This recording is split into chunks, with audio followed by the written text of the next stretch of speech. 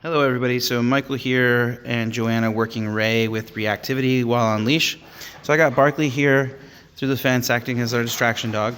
And what we're teaching Ray is how to approach a dog calmly while walking, okay? And a lot of times this comes from just not having enough experience, okay? Good boy, praise, we're happy about that approach, okay? A little bit of light sniffing here, but we're just preventing access through the fence so that they don't get wound up and play, because we want reps of the greeting, okay, the approach and the greeting. With dogs, you really want to normalize this, and it's hard to do in our current society because you typically only see dogs on walks unless you have a very social life where you're taking the dogs out to restaurants and that kind of stuff. And so it's just not normal, and so the dogs get so fired up about it.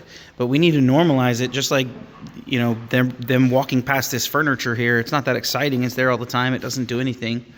We need to create that same kind of scenario with dogs when walking on leash. So if there's any pressure at all on the collar, we're stopping, we're turning around. Okay, that's going to teach him, if I feel this pressure, I'm going to be taken away.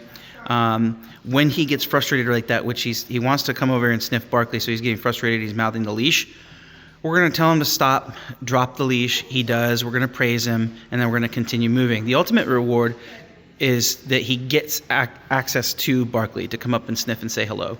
Okay, that's the ultimate reward for him here when doing this work.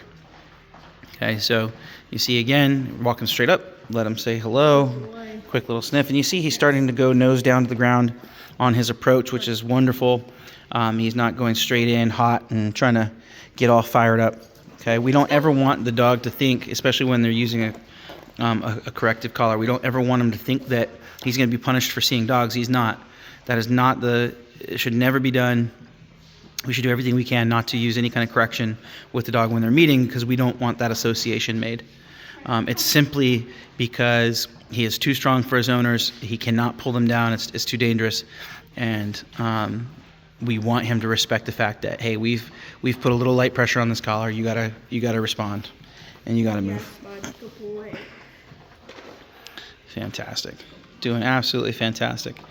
So yeah, this is the session. It's simple. It's very, very simple. It's just normalizing the fact that dogs are going to be around. You're going to be walking around dogs. It's not a big deal.